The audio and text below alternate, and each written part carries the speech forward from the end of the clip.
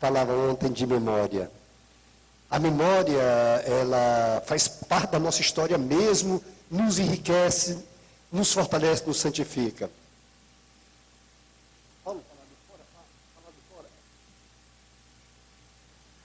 Nos santifica, nos fortalece. E muitos falaram aqui também de gratidão. Nós, face de Cristo, talvez os mais novos face de Cristo nem conheçam tanto a história, por isso que é bom que eu diga, talvez nem conheçam a história, porque a história que eu estou falando do começo de Gênesis mesmo, de que André falava. Gênesis para nós, Moisés, Shalom, Célia, eu, face de Cristo. O Gênesis para nós faz 35 anos, né, Moisés? O Gênesis para nós é há 35 anos. Quando um menino mesmo, que pouca gente dava valor, porque 20 e poucos anos, 21 anos era? 21, 22 anos.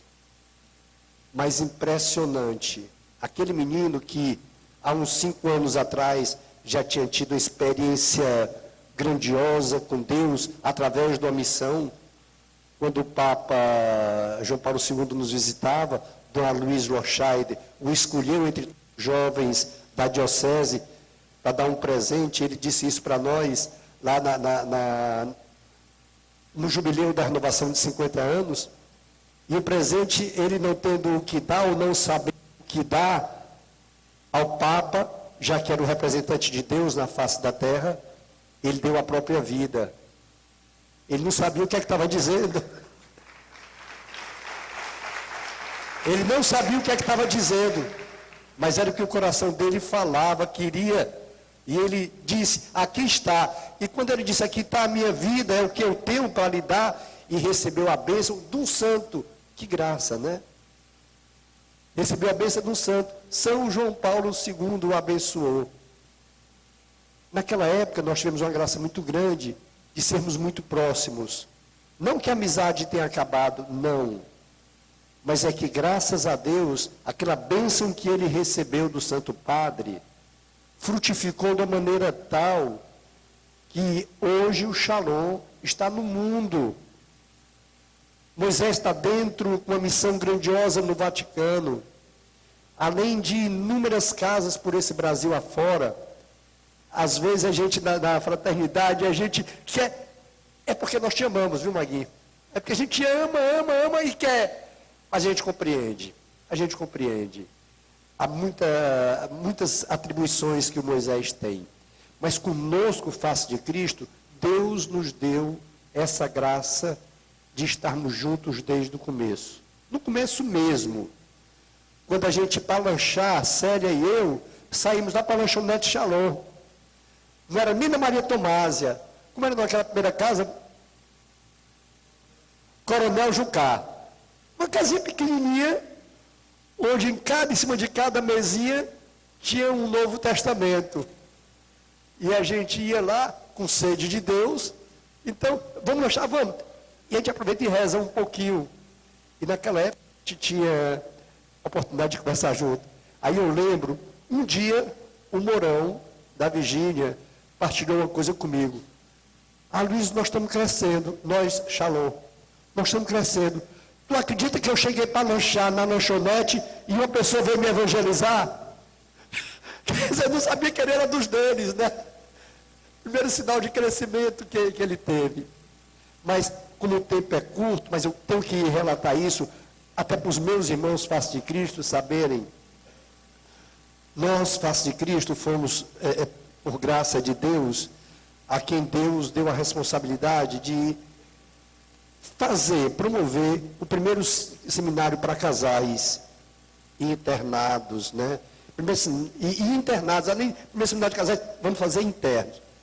E quem eu sentava para discutirmos isso era Moisés, Emi e a Lúcia Medeiros. Lembra, né? Quantas vezes a gente sentava para discutir, e não sabíamos que era seminário, né, Moisés? Não sabíamos. A gente dizia, eu sinto que o senhor quer alguma coisa a partir daí. Ia partilhando com eles.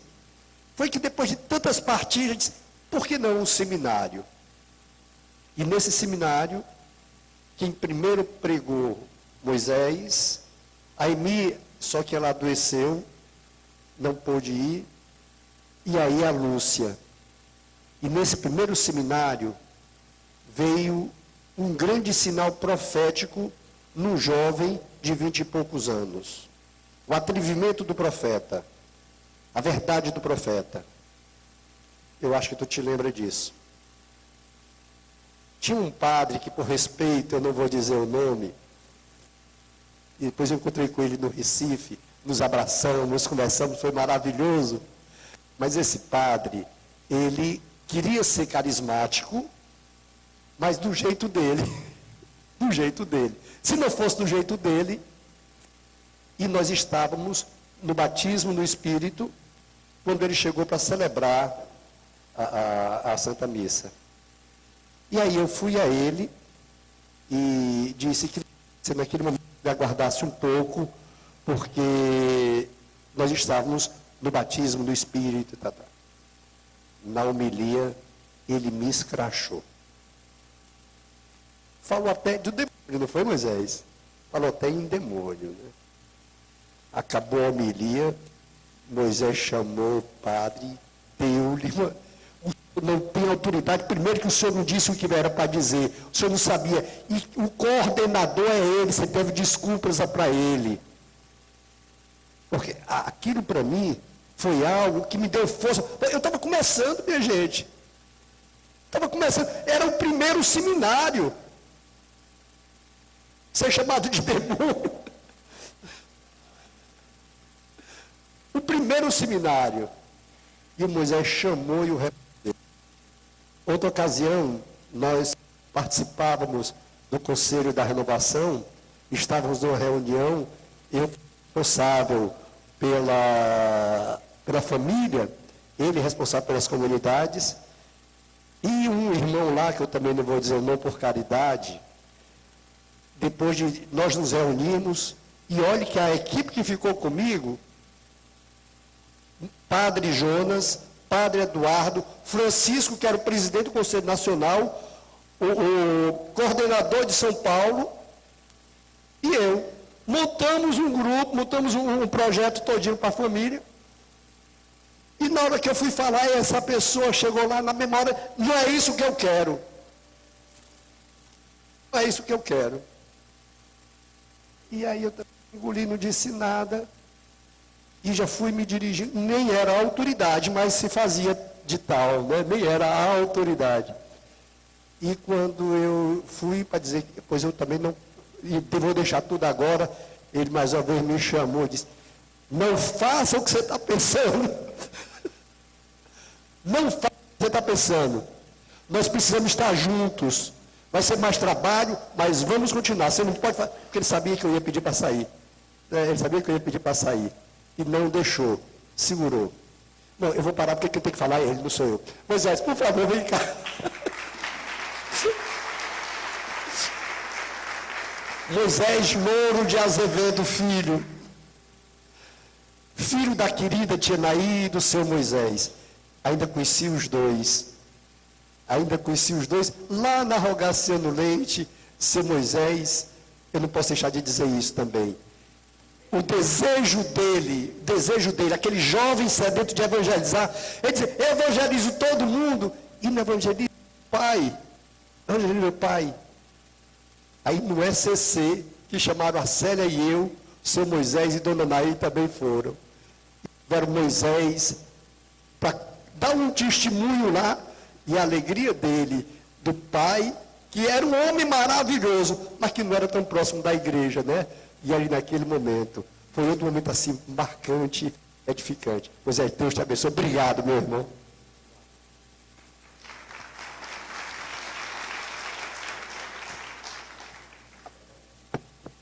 Louvado seja o nosso Senhor Jesus Cristo. A Luísa pediu para a gente conversar um pouco. Quanto tempo eu tenho, Luísa, para poder me organizar? Não, diga aí. 40 minutos, né? Para a gente conversar um pouco e partilhar um pouco sobre esse momento tão maravilhoso que vocês vivem, celebrando os 35 anos da comunidade Face de Cristo. Mas eu não gostaria de começar sem receber a oração de vocês. Então eu queria pedir que vocês estendessem as mãos na minha direção. Pode ficar sentado mesmo, só estender a mão e rezem no Espírito, pedindo ao Senhor que nos dê a unção necessária.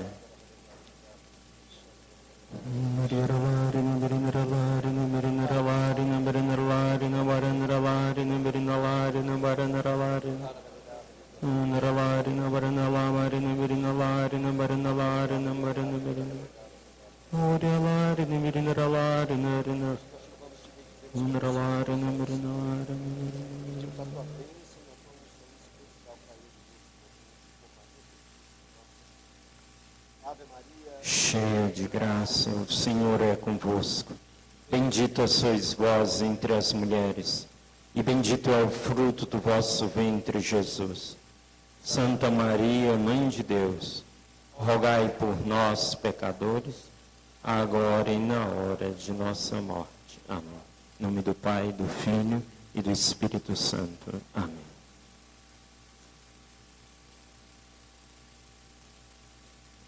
Isso, falando aí da história, eu estava me lembrando, Luiz, de um fato, porque vocês nasceram naquele seminário, né, lá na Santa Filomena. E se não me engano, foi ali também que aconteceu uma coisa, porque ia começar aquele seminário, e eu estava na universidade, e durante a semana eu fazia natação. Tá vendo, né, o físico de atleta, né? Então eu fazia natação. E aí, fazendo natação, eu fui fazer uns exercícios de respiração na piscina, e eu era tão bom, que até no exercício de respiração eu errei, né? Então eu subi, quando eu voltei, foi o queixo na borda da piscina, né? E abriu o queixo, abriu mesmo, né? E aí era na Unifor, eu fui direto costurar, e eu me lembro que eu não conseguia nem falar, né? Porque estava costurado aqui tudo. E eu cheguei para mim e disse, Mia, não vai dar para eu, junto com você, animar. Era um dia da pregação, porque foi por semana, não foi, né? E era o dia que eu tinha que pregar. Eu disse, não vai dar. Mas vamos ver o que é que Nosso Senhor faz. Se Ele me der a graça de abrir a boca, então o resto vai fazer, né? E a gente vê quando a gente se dá, quando a gente se oferta, quando a gente se lança acima dos nossos limites, como fazer a sua obra. Bem que naquela tarde, a Amy fez uma apresentação, naquela noite, a Amy fez uma apresentação muito engraçada. Ela disse assim, agora vai pregar o Moisés, que durante essa semana estava no meio de uma luta entre o demônio, que é isso, hein? Uma batalha espiritual, e aí o demônio puxou o tapete dele, ele caiu no chão, quebrou os queixos, né? Mas o Espírito Santo colocou ele aqui, e agora ele vai falar. Eu disse, agora eu vou falar mesmo, né? Mesmo que rasgue os pontos tudinho. Mas foi um momento de graça, um momento de bênção. E saber que naquela pobreza, naquele limite, na nossa fragilidade, com certeza Deus estava presente, né?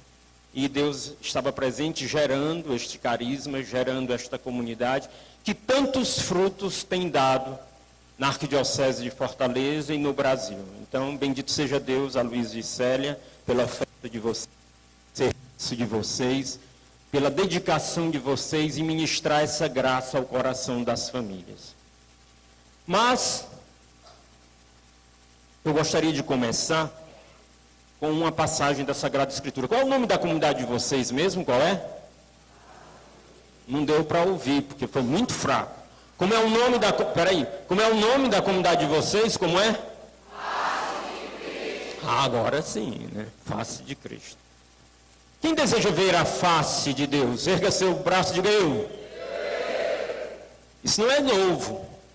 Lá no livro do Êxodo já tinha alguém que queria ver a face de Deus. Meu xará, Moisés, né? Aliás, eu sou o xará dele, né? Então vamos abrir as Sagradas Escrituras no livro do Êxodo, no capítulo 33.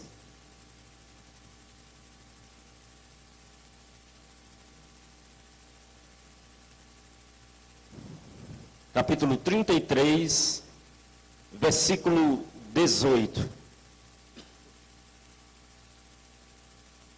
Moisés disse: faz-me, portanto, ver a tua face, a tua glória. Ele respondeu: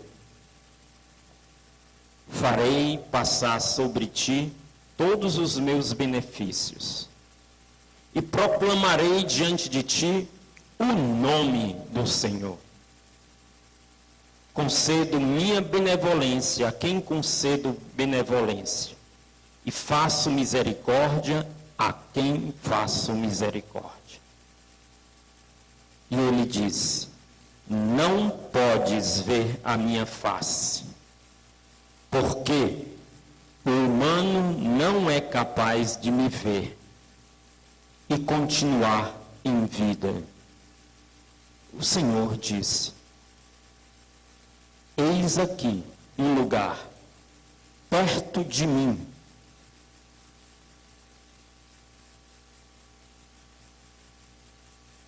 eis aqui um lugar perto de mim, ficarás sobre o rochedo, e quando a minha glória passar, eu te porei na fenda da rocha, abrigando-te com a mão, enquanto eu passar.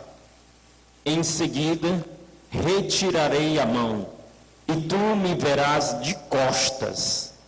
A minha face, porém, não pode ser vista. E a passagem continua, e a gente vai lá para 34. Moisés vai, entra dentro da fenda do rochedo, porque essa é a expressão bíblica.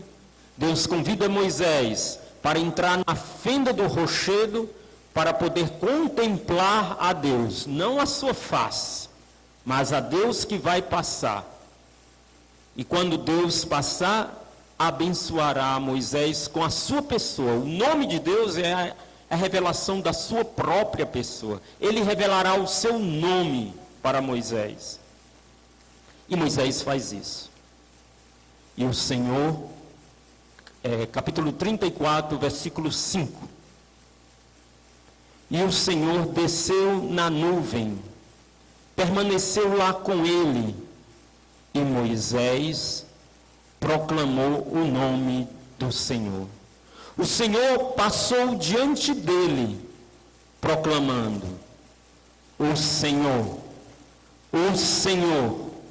Deus misericordioso e benevolente, lento para a cólera, cheio de fidelidade e lealdade. Repitam comigo: o Senhor. Mais forte: o Senhor, Deus misericordioso e benevolente, lento para a cólera, cheio de fidelidade e lealdade. Vejam, Moisés queria ver a face de Deus. O Senhor disse: não. Se você ver a minha face, você vai morrer. Mas eu vou te revelar quem sou eu.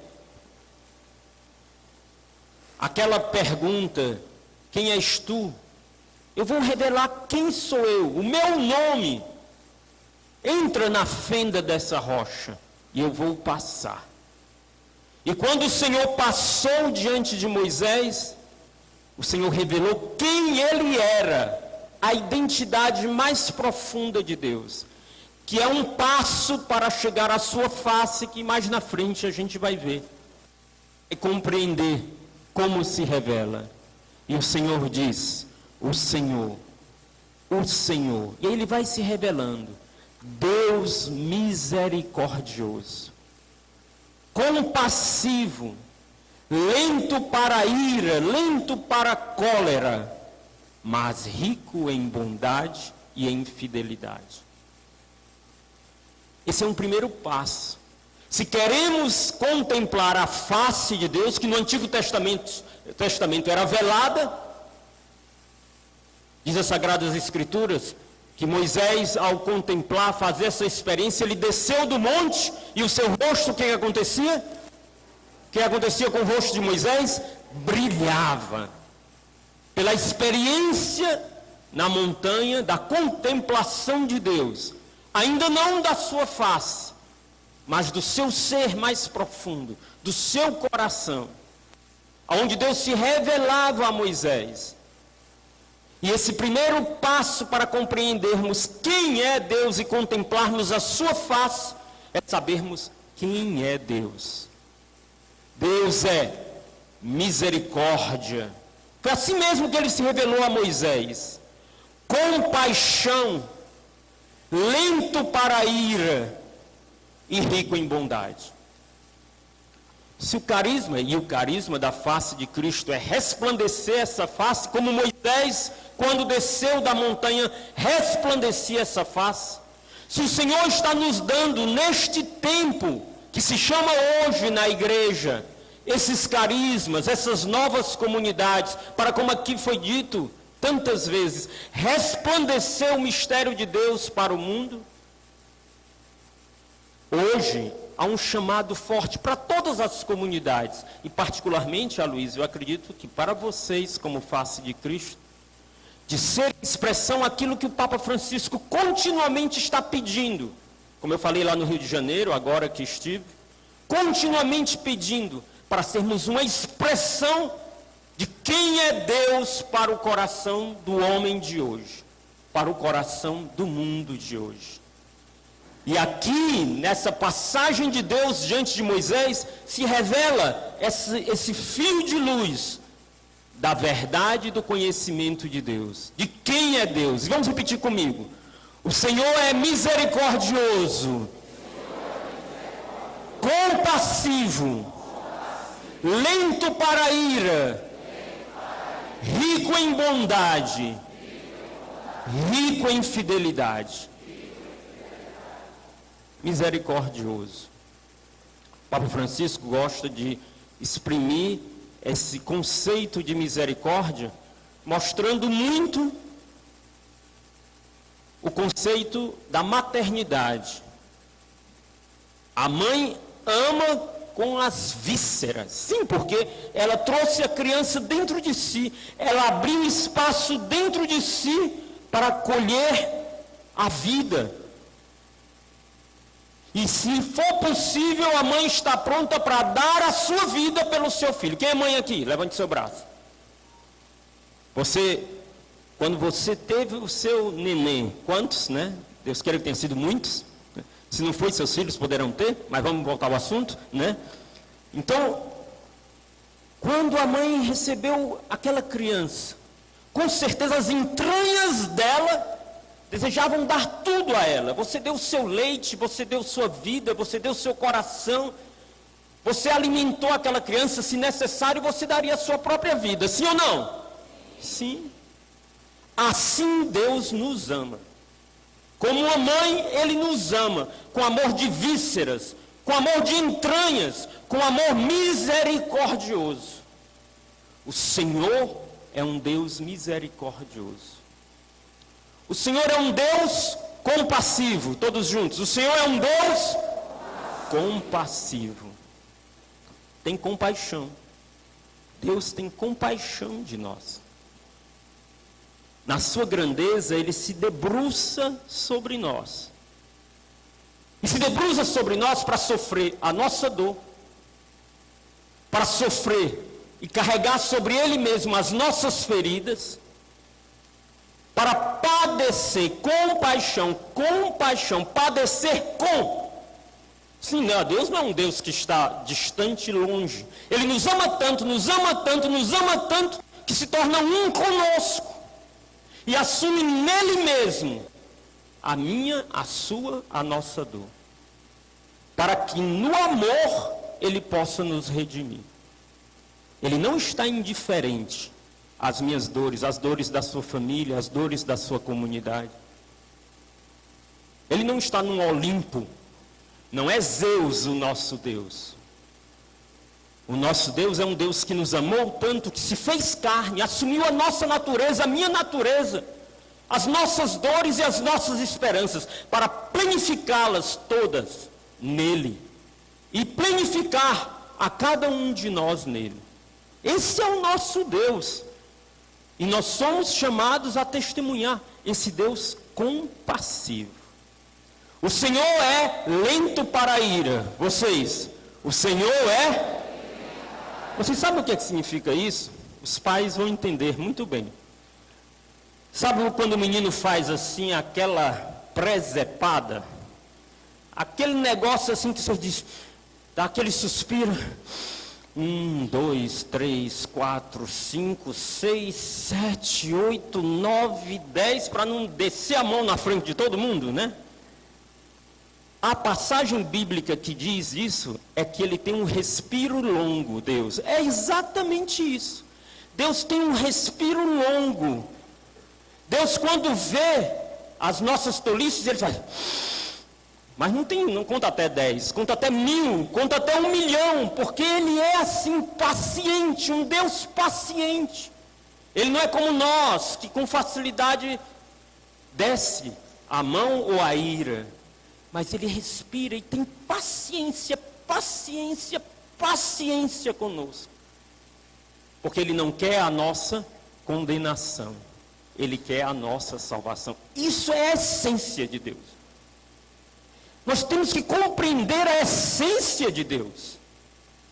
Porque às vezes a gente vai vendo, vai compreendendo, mas vai começando a se distanciar de quem é Deus na nossa própria relação com Ele, às vezes até na nossa pregação, na nossa relação com o mundo, na nossa relação com a humanidade, e perdemos o entendimento de quem é Deus. Deus não é uma ideologia para ser confrontada com outras ideologias, não é. Porque a ideologia não se vence com outra ideologia. Deus não são conceitos para serem se confrontados com outros conceitos humanos. Não é, porque Ele não fez assim, não faz assim conosco. O caminho de Deus, o pensamento de Deus, a forma de agir de Deus, o estilo de Deus é muito diferente do nosso estilo. E nós precisamos experimentá-lo para poder vivê-lo e transmitir para os outros. Ele é lento para a ira. Ele é rico em bondade e em fidelidade. É outra expressão para definir a misericórdia nas Sagradas Escrituras. A primeira era Haramim, essa é Hesed, que é o da fidelidade. Deus, diz São Paulo, mesmo se nós formos infiéis, Ele continua o quê? Fiel. Ele é um pai que cuida do seu filho. Está pronto, ele faz um pacto de fidelidade com seu filho. E mesmo se seu filho errar, ele está pronto para perdoar, dar a sua mão e recomeçar sempre, todas as vezes que for necessário.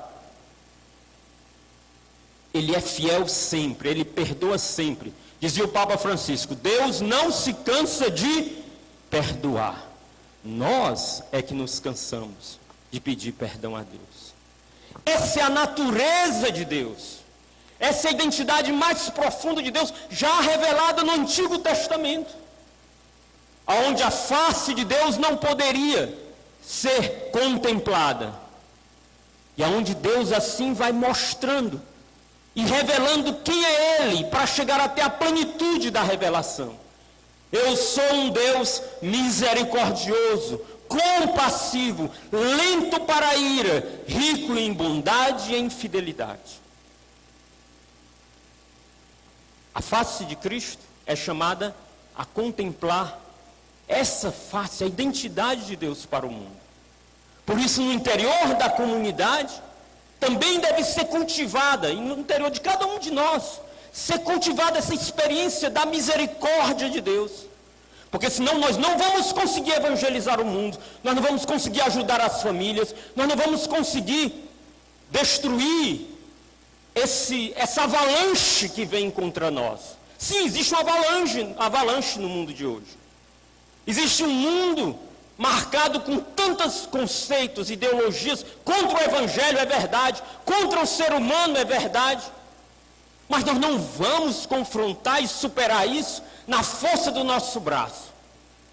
Nós só vamos superar todas estas coisas, se nós formos expressão do amor misericordioso de Deus para esse homem, porque esse homem só será salvo assim, só assim, só assim.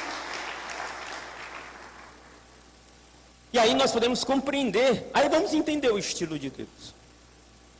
Como foi que Deus salvou o mundo? Como foi que Ele revelou a sua face de maneira definitiva e completa para a humanidade? Como foi? Foi assim? Então, o Deus Todo-Poderoso lançou um relâmpago de fogo, e aí destruiu Roma, destruiu a Galileia, destruiu todos os fariseus, se tremeram, os saduceus, e a sabedoria, a grandeza de Deus se manifestou pela humilhação dos homens. Foi assim? Não. Mas Ele não tem o poder para fazer isso, sim ou não? Tem. Mas Ele não usou esse estilo. Isso é mais próprio nosso, dos homens. Não é próprio de Deus. Como foi que Deus salvou a humanidade? Ele não se apegou com a sua igualdade com Deus, mas se fez homem. E não só se fez homem, mas se fez maldito na cruz. Se humilhou, se esvaziou. E por isso, Deus o exaltou e lhe deu um nome que está acima de todo nome, para que diante de Jesus, toda língua confesse que Jesus Cristo é o Senhor. Este é o estilo de Deus. O estilo de Deus é o estilo da misericórdia. O estilo de Deus que confunde o mundo, que nos confunde até. Nós muitas vezes queremos fazer do nosso jeito, com o nosso senso de justiça, com o nosso entendimento. Mas não foi assim, não é assim que Deus nos salva. Nós somos salvos por meio da misericórdia de Deus. E por isso aqui, o Verbo se fez carne e revelou a face de Deus para o mundo. Na cruz. Aqui, nesta cruz, Deus revela a sua face mais profunda. Um amor tão grande que não hesitou de tomar sobre si mesmo os pecados e os males do mundo, para que pela força do seu amor pudesse redimir a humanidade, a mim e a você. Esta é a única forma de nós contemplarmos a face de Cristo. Quando nós contemplamos a face de Cristo, nós vemos as suas marcas. Quando nós contemplamos a face de Cristo, nós vemos o seu sangue. O sangue fruto da sua coroa de espinhos. Nós vemos a sua barba um pouco arrancada. Nós vemos a roxidão nos seus olhos. Nós vemos os seus cravos, as suas mãos, os seus pés traspassados. Nós vemos o seu peito aberto. E aí, nós somos constrangidos pelo seu amor. Nós somos alcançados pelo seu amor. E este amor é o único que nos salva. Não salva, não são os discursos, não é a força do poder dos homens. O que nos salva é a força e a ternura salvífica, o poder maior, a onipotência da misericórdia de Deus. E se essa comunidade, ela é chamada a refletir a face de Cristo para o mundo, esta comunidade, na sua relação com Deus, na sua relação uns com os outros e na sua relação com a humanidade, é chamada a manifestar essa força onipotente da misericórdia de Deus, que tudo pode transformar. Tudo pode transformar. Você tem feito essa experiência com a misericórdia de Deus? Converse aí com a pessoa que está do seu. Converse de 2 em 2. Partilhe um pouquinho, tá?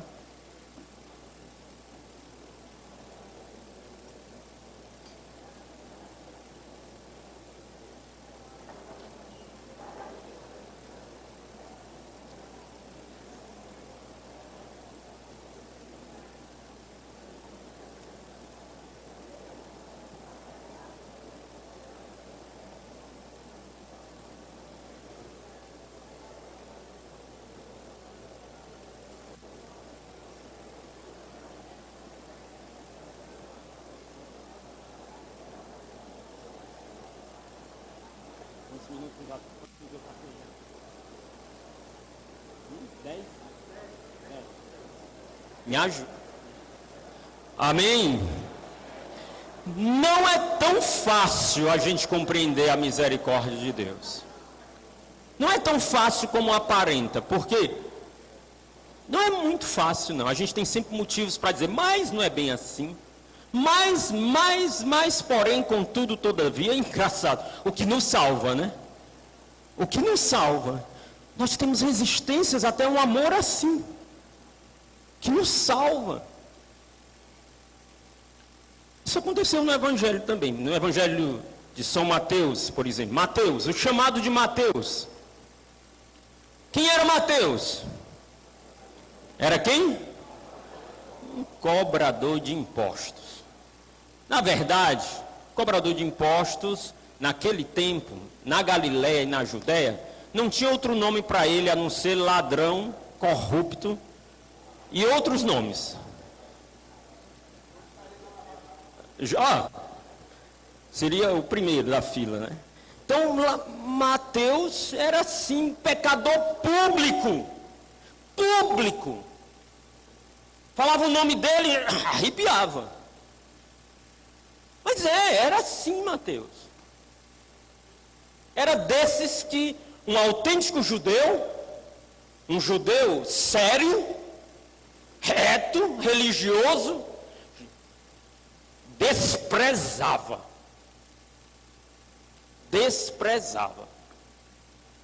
E aí esse homem estava na cena do crime, porque ele estava lá, sentado na banca, explorando o seu povo, roubando. E aí passa Jesus. Jesus olha para ele e diz, segue-me. Acho que Mateus, quando Jesus disse isso, olhou para trás. Com quem ele está falando? Né? Por quê? Tem um quadro muito bonito de Caravaggio, um pintor italiano, que mostra esse momento. Jesus apontando assim para Mateus, dizendo, segue-me, e Mateus com a mão aqui no dinheiro e os olhos em Jesus. Que drama esse homem deve ter vivido. Não é verdade? Mas diz o Evangelho que ele imediatamente se levantou e seguiu Jesus. Ou seja, aquele olhar que não taxou Mateus de ladrão, ele não disse, ladrão, vem e segue-me. Não. Ele não disse corrupto, ou outros nomes, porque aqui no Ceará não é feio dizer sem vergonha. Em outros lugares do Brasil né? Mas ele não foi rotulado. Ele foi amado. Mateus foi alcançado pela misericórdia. E essa misericórdia fez com que ele largasse tudo, inclusive o pecado dele. Foi essa misericórdia que salvou Mateus. Não foi o código, não foi o mandamento, não foi a moral. Isso tudo é importante, hein? Tudo é importantíssimo, mas vem depois. Viver o código, viver o mandamento, viver a moral é fundamental, é caminho de santidade, mas que vem depois da experiência da misericórdia de Deus. E aí Mateus vai seguir Jesus e o que acontece? Do lado, o que acontece? Aí os fariseus olham aquela cena e não é possível. Ele chamou Mateus. Espera aí, já passou da linha já. Mas pior, Mateus convida Jesus para ir para a casa dele. E vai se sentar na mesa com os seus amigos. Ora, quem eram os amigos de Mateus? Quem eram os amigos de Mateus? Quem eram? Outros ladrões, prostitutas. Era a turma da gandaia mesmo, né? E Jesus se senta no meio deles. Aí nessa hora, os fariseus, que eram os religiosos, inclusive, os homens muito certos, rasga suas vestes. Não. Peraí, ele está comendo com eles. Vai nos discípulos dizendo, ele sentou na mesa, porque sentar na mesa para um judeu é entrar em comunhão. Ele sentou na mesa com os pecadores. Esse homem não é profeta. Ele não vem de Deus. Jesus, ouvindo aquele burburinho, e aí a gente vai dar um salto no Evangelho. Aí Jesus chega para os fariseus, e é um dos discursos dele para eles, e diz assim: vocês estão escandalizados comigo? Vocês estão escandalizados porque eu chamei um pecador público? Vocês estão escandalizados porque eu me sentei na mesa com ele, com os outros, e dividi a mesa com os pecadores? Estão escandalizados comigo? Vocês estão escandalizados comigo porque vocês não conhecem meu Pai. Se vocês conhecessem meu Pai, aí é que vocês ficariam escandalizados. E vai às parábolas da misericórdia de Jesus. Porque o meu Pai, o meu Pai é como um pastor que tinha 100 ovelhas, uma se perdeu, e o meu Pai, olha a loucura do meu Pai. Ele deixou as 99 e saiu atrás da ovelha perdida, e foi lá onde ela estava, e meteu seus braços, suas mãos no meio dos espinhos, deixou as outras lá, mas o que interessa, porque para o meu Pai, cada ovelha é única. Meu Pai não faz conta, meu Pai não faz cálculo. O amor do coração do meu Pai é único. E se for preciso, ele meteu as mãos deles e arranhou todo nos espinhos, e lutou por aquela ovelha, colocou ela nos ombros e foi para casa, cheio de alegria, fazer festa, porque eu encontrei a minha ovelha perdida. Este é o meu Pai. O meu Pai é como uma mulher. Aí, uma mulher, meu pai, uma mulher, aí rasgava mesmo as vestes daquele tempo, né? Mas é como uma mulher que tinha 10 dracmas e perdeu uma. A dracma é uma moedinha assim, de centavos. Mas para o meu Pai, ela tem um imenso valor. Um imenso valor. E aí, aquela mulher pegou e saiu procurando. Quanto mais pequenininha a moeda, mais difícil de achar, mas ela não desistiu, ela foi. E não achando, ela resolveu varrer. Porque vocês sabem, né? Quando as mulheres sabem, varrendo vai achar as coisas pequenas. Bem pequenininha mesmo. E quando ela achou, ela saiu gritando para as vizinhas: eu encontrei a minha dracma perdida. E fez festa. Porque assim o meu Pai. O meu Pai. Não entenderam ainda não? Mas peraí. O meu pai tinha 2 filhos. Era como um homem que tinha 2 filhos. E começa a falar da parábola do filho pródigo. E vai lá. E diz e esse homem todos os dias ia e ficava olhando de longe. E quando ele viu o filho voltando, aí ele correu. E não se interessou se o filho estava sujo, porque ele vinha lá da pocilga. Se o filho estava fedorento, se o filho estava coberto de suor. Não, para o meu pai nada disso interessa. Ele abraçou, beijou, cobriu. A passagem bíblica é assim, não é? Meu pai cobriu de beijos. Colocou uma roupa nova. Não disse: meu filho, vá tomar banho, depois eu lhe abraço. Não, abraçou com a nhaca mesmo, né? E amou, e disse: esse meu filho estava morto e agora está vivo. Façamos festa. Sabe por quê? Por que Jesus mostra e continuamente mostra essa alegria do Pai? Para dizer que a alegria de Deus é fazer uso da sua misericórdia para o homem pecador. Esta é a alegria de Deus.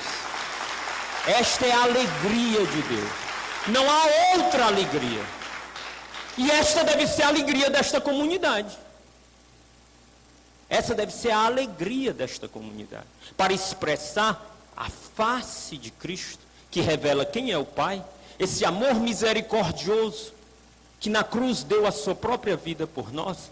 essa comunidade é chamada a expressar e ter como a sua alegria ir ao encontro das famílias feridas, ir ao encontro das famílias divididas, ir ao encontro das famílias que sofrem, ir ao encontro daquelas que estão mais distantes, mais longes, mais necessitadas do amor de Deus, e testemunhar para elas aquilo que vocês vivem entre vocês, a misericórdia, e dar de graça o que de graça receberam. Porque foi assim que vocês foram alcançados. Vocês foram alcançados pela misericórdia de Deus, sim ou não? Então vamos dar de graça o que de graça recebemos. E que esta seja a vossa alegria. Partilhe de 2 em 2. Como vocês estão vivendo essa alegria como face de Cristo?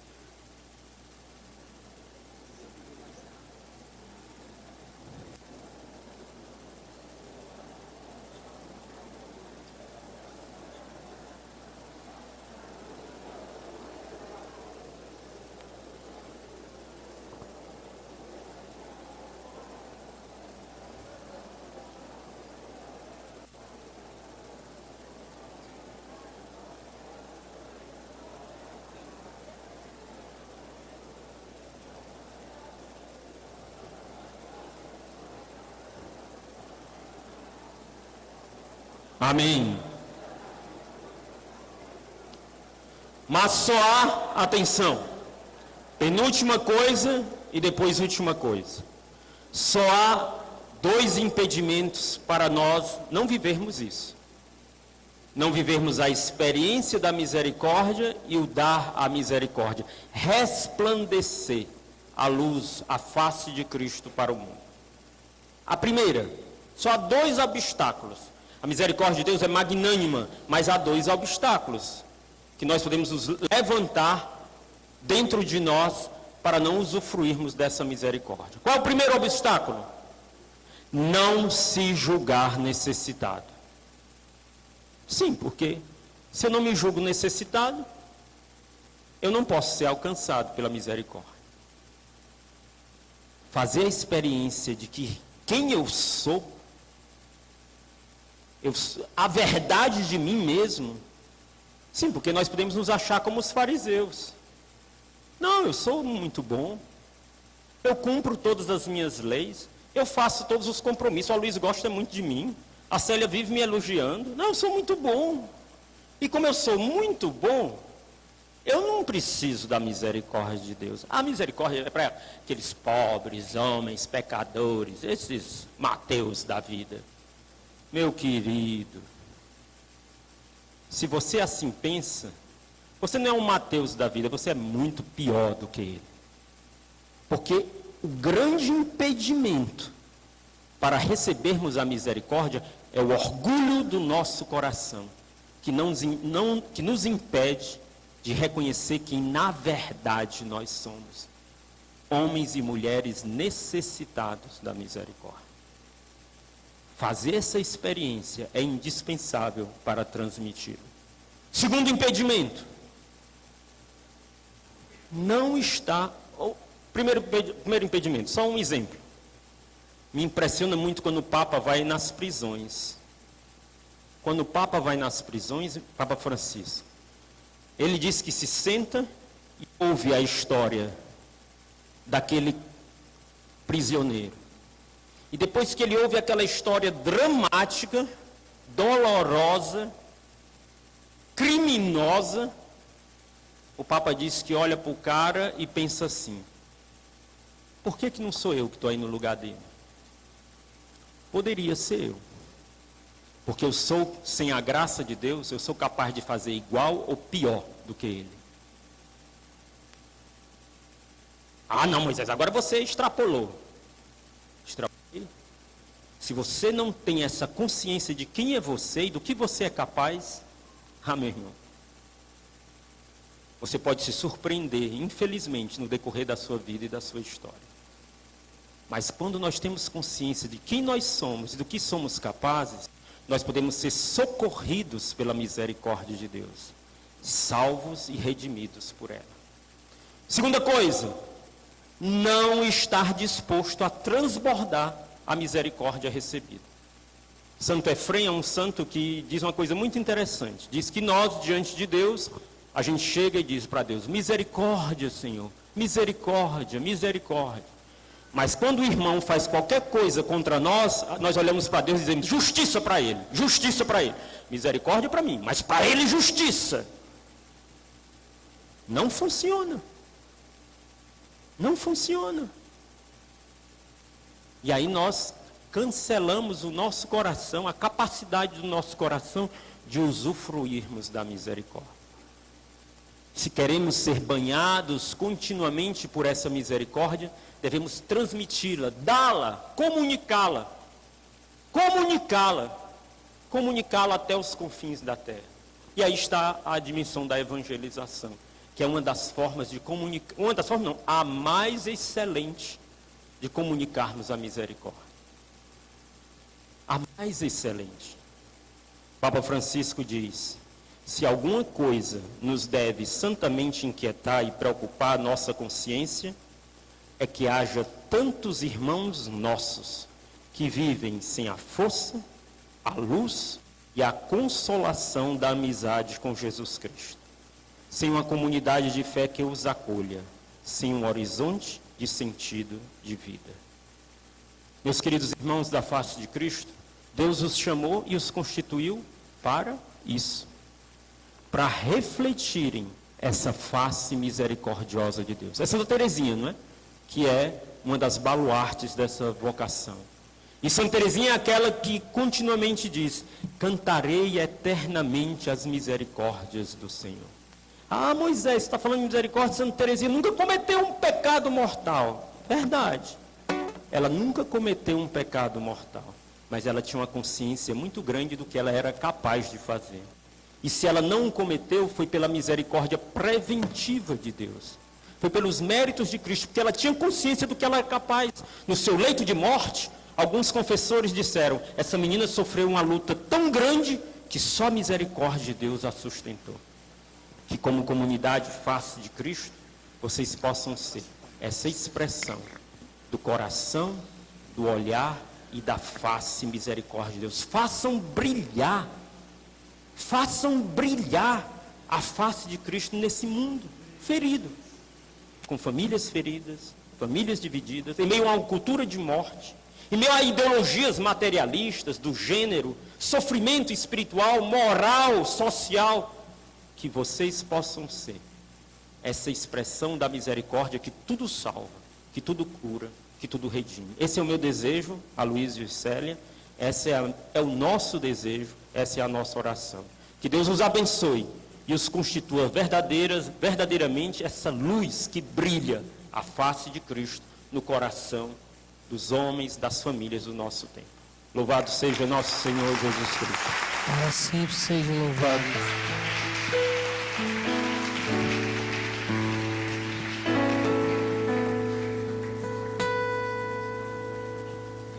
Só um instantinho ainda, Moisés, para você dizer para a Eli. Ela ontem, ela elencou alguns pontos em comuns entre nós. Shalom em face de Cristo.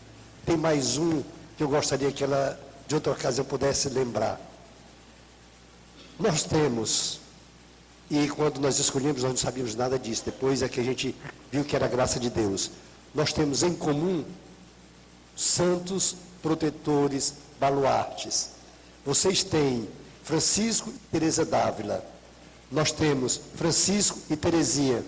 Teresinha é para vocês a padroeira dos jovens, não é? E Teresa d'Ávila, que é outra baluarte sua, foi no dia dela, hoje, faz 10 anos que nós tivemos o nosso estatuto aprovado. Ou seja, Teresa d'Ávila, que é a sua baluarte, foi nossa intercessora. Porque Dom José Antônio não tem esse entendimento perfeito do que é novas comunidades, né? E foi ela, no dia dela, quando ele nos deu o reconhecimento. Obrigado, viu, Moisés?